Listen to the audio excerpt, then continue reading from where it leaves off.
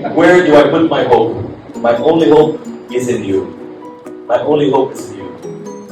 Let me start off by just asking you all, if there's one character trait that reminds you of Rome, what would that one character trait be?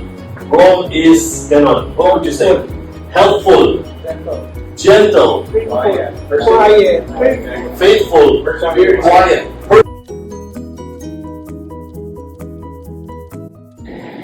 And I was thinking, maybe it's just once. And then when I came back to that place, I saw him gathering again other people from this street. I gathered them, put them together. Then I see him preach. And it struck me, and I was thinking, God, I said, if I get married one day, I'd like someone like that. I said, someone who just loves you and just wants to preach your word. And I just left it at that. Because our paths would meet, but he would never show any extra attention or what. I'd say hi, and he'd say hi. And then later on, I find out that he was now preaching in Bilibid. He would go to the section, that part where you cannot just enter. Yeah. That part of the prison. He would go inside there and he would preach to the prisoners. And then those who are in Bartolina, he would talk to the guards. They let them out of their cages from the Bartolina just to listen. And then from there they put them back. But he was doing it so faithfully. How many years? And I said, I would ask around. I said, does he ever get paid for that? They said, no. He never did. So, it drew me to him. I said, his love for God is what drew me to him, actually. And then, later on, he would leave and then he would go to another place. He would go to Mindanao, where there was war at that time, and he would go and preach. So I said, this guy just loves God. I said, I'd like someone like that one day. I said, who loves you more than anything else. And I left it at that. And then later on, I started working, and I was assigned, I was working in a hair salon in Makati. And out of the blue, he drops by. I said, oh, long time no see. And he says, I am just saying hi because I was in the area and all that. So, hi, and then hello, and sit there, leave. Kunwari pa. He would not. Kunwari pa. Yeah, he would never even offer coffee. Would you like to have coffee? Yeah. So I said, so when all the staff would see him, and then they go to me, I said, no, I don't think so. What about dwarfs? I said, I don't know. I said, don't go ahead. I told them, don't put meaning into something that there is not. And they said, yeah, but you're getting old, you know. I said, let me be. I'll tell them. Then I was transferred and assigned to the Down branch. And out of the blue, he comes again. And he said, hi, you're here. And then he goes, oh, I was just in the area. Okay, you were just in the area. Nice. I was thinking of that. Offered coffee? No. I just dropped by to say hi. So I said, oh, okay, so hi. And that's what I would say. And that's it. He would drop by, he would leave. So he drops by, he would leave. He doesn't say anything much. So afterwards, he would leave like that. But because he's very good at writing, devotionals and all that, he would send me emails, devotional. So there was a time finally I asked him, I said, why do you send me email? And then he said, you're part of my list. Okay, I'm part of the list. That's all I asked. So I don't push it. So then later on, I found out later on that he was gathering help from some people to publish a book.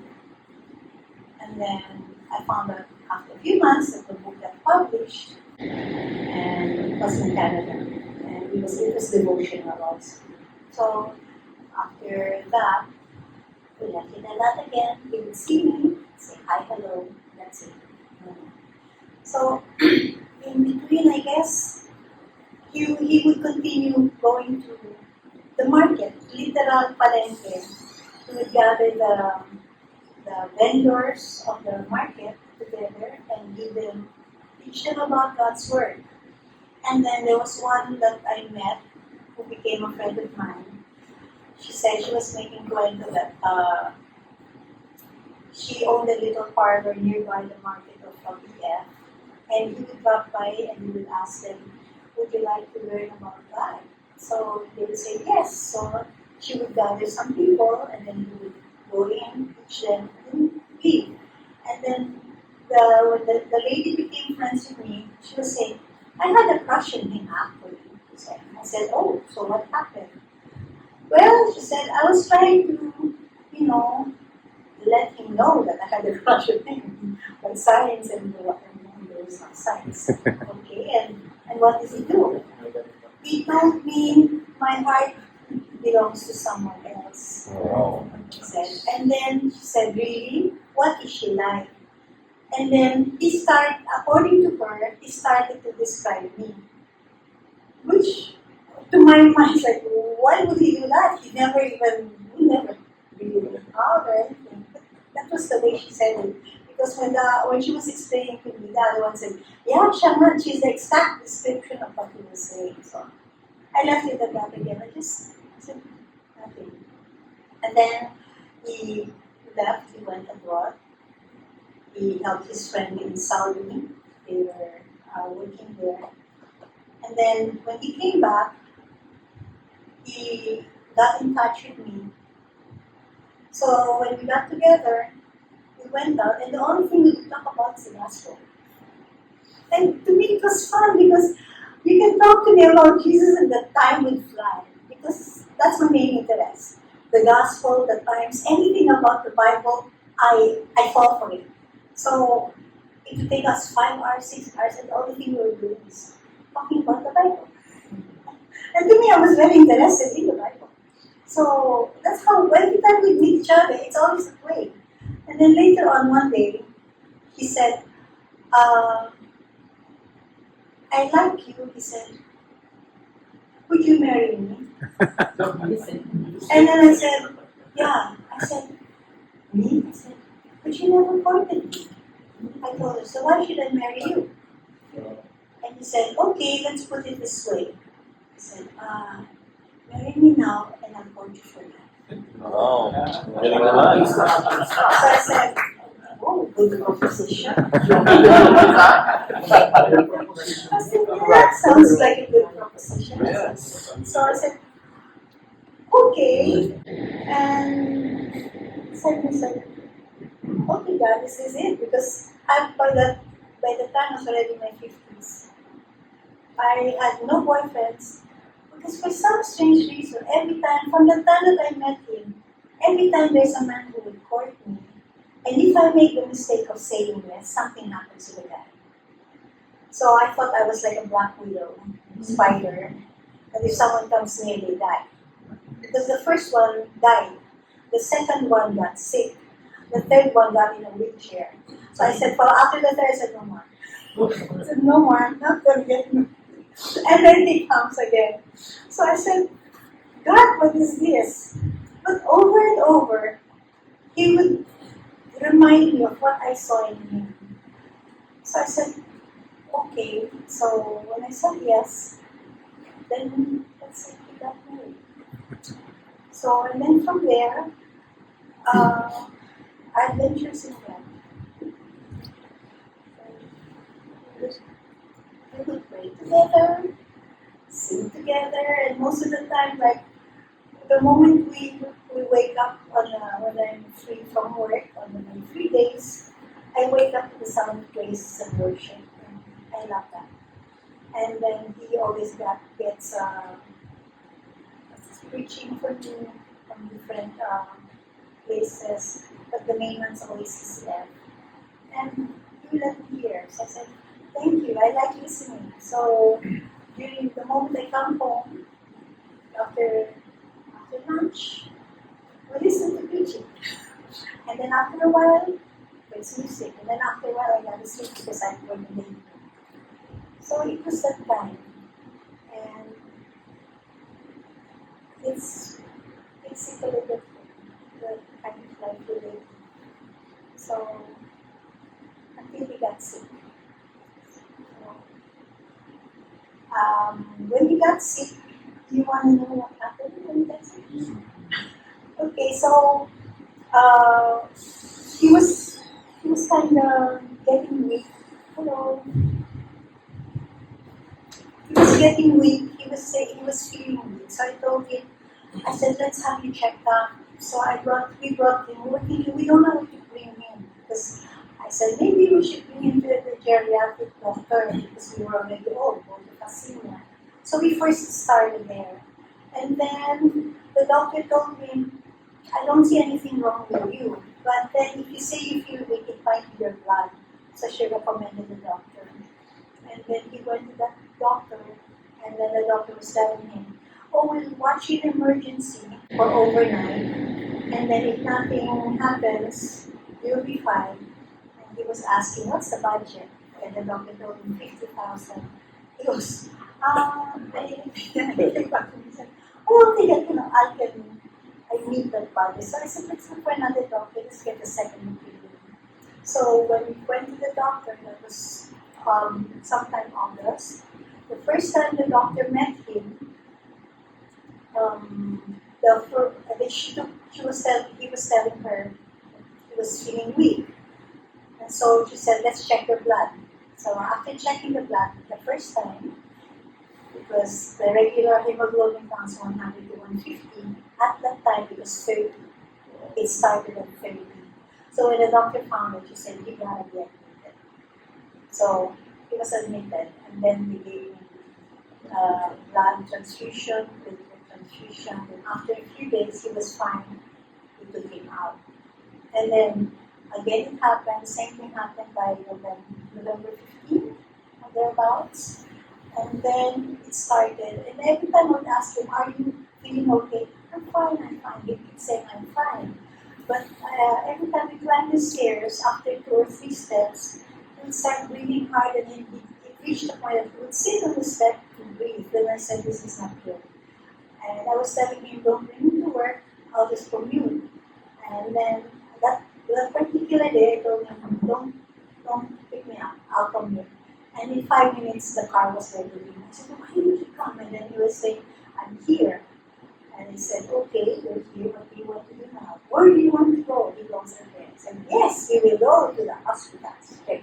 I brought him to the hospital.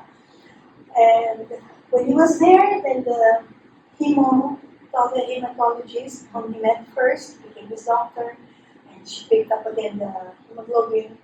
Again, instead of 30, this time it was 15. But it's still not good. So he had to be admitted. So after that, when he was admitted, again they gave him blood transfusion and platelets. And then from there, she was saying the heart is pumping hard, but it's not producing, the blood does not seem to run.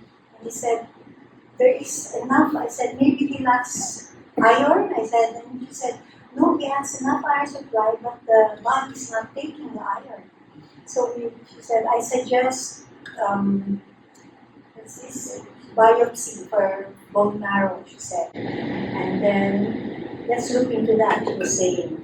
I said, okay. And then she said, I have to recommend a cardio. So she recommended the cardio because she said the heart is trying to pump, it's having high blood. So when the cardio came in, he said, because the blood is very thin, the heart pumps harder, it gets big. So it got big, and because it got big, it cannot pump as much. And so now the water got into the lungs.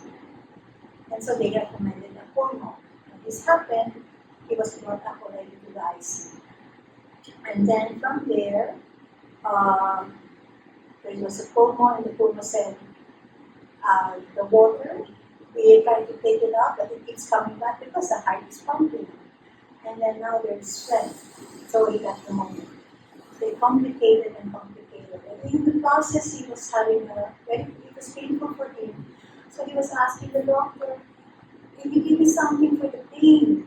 And the doctor would come to me and he said, and he would tell your husband to not to fight me. I said, what is he fighting against? And he said, because he thinks that you need to be pushing his medicine.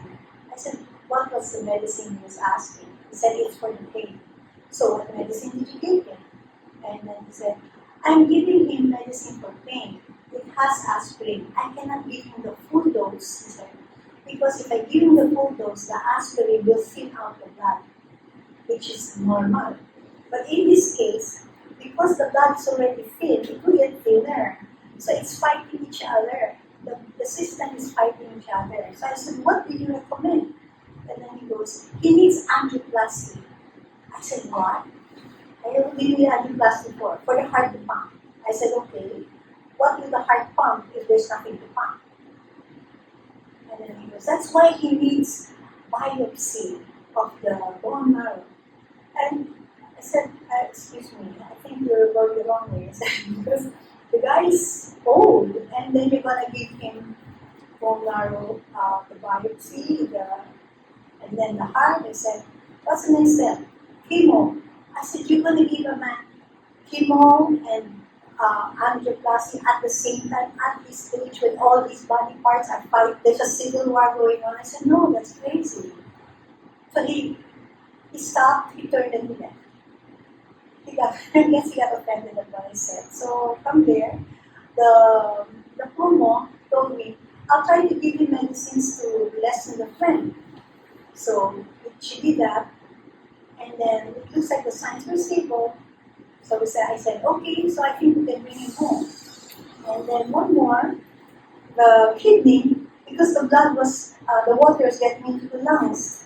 So the body could not clean up itself because the kidney was affected also. So they brought in a nephro, and the nephro was saying, I think he needs dialysis. I said, wait a minute. I said, it was because the medicine we're giving him and giving him liquid, the liquid is not come out, the amount that you need so that it cleans up the body.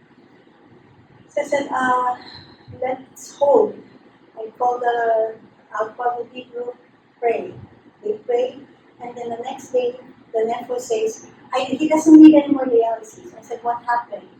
Suddenly, the medicine we gave him is working, and the liquid that needs to come out is big enough, so he doesn't need the dialysis. I was thinking, yeah, I said, that's not the medicine only. I said, that's why my needs to have. And the doctor said, okay, he didn't know what to say. So from there, since it got stabilized, I said, let's go home. So I was preparing him to leave. From the ICU, they brought him down to regular room. I was preparing to pay the bill. And then while we were waiting for the bill, he got a first seizure. First one seizure, 1 minute. But it was bad. So I was looking at him right in front. It looked like a heart attack because the mouth was going like that, and the whole body was shaking. And after 1 minute, it stopped. So when I called the nurses, by the time they came in, it stopped. So they did not believe that he was having a seizure. After about 30 minutes, he had a second seizure. This time it was 6 minutes long. So by the time that they came in, they saw the last part of the seizure. So they knew that there was a seizure. And then, so they tried to call the doctor on duty. And then after about an hour, he had a third seizure. And this time it would not stop for 1 hour and a half, just the whole body.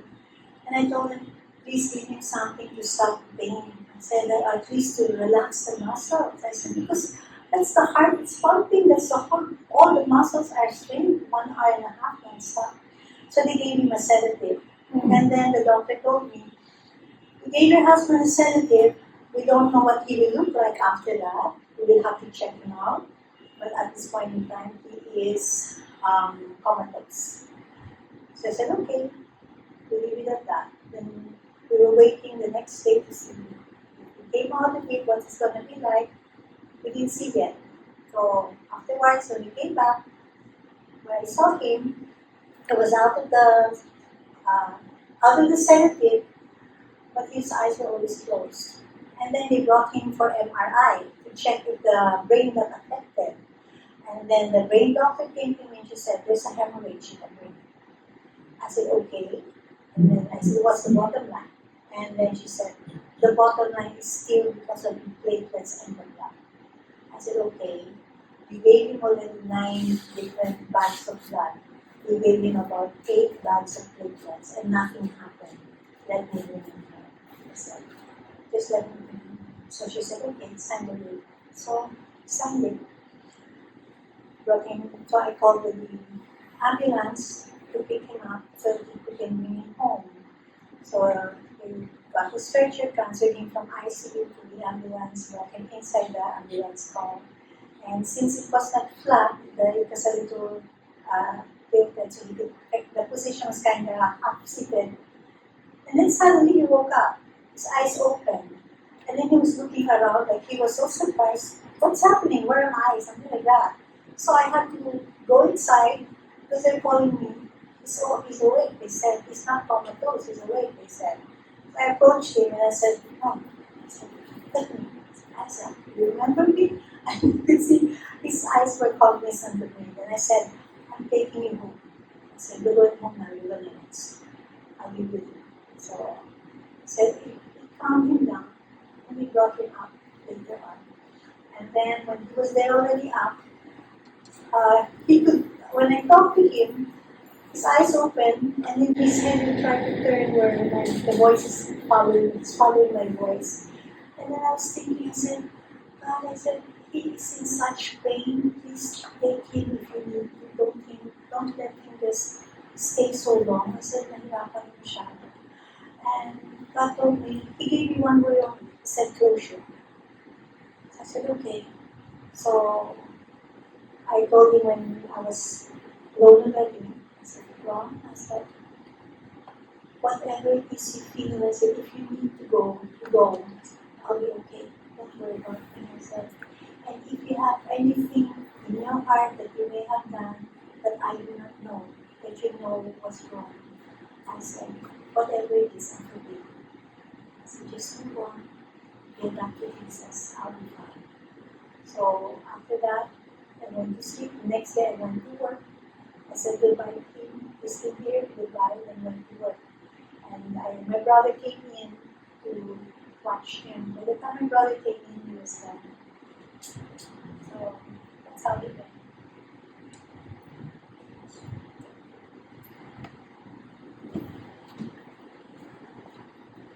Thank you for sharing. Thank you. And praise God, all the bills have been taken care of by some generous donors, so he says okay, but I told her, just anything that she needs, please come to CCF. Let us know how we can help you in any way in the future. It doesn't end here. So friends, as we close this evening, I just want to give praise and thanks to God. You know what I want to do? I want to give Rom a standing ovation and give him the biggest clap offering for his life.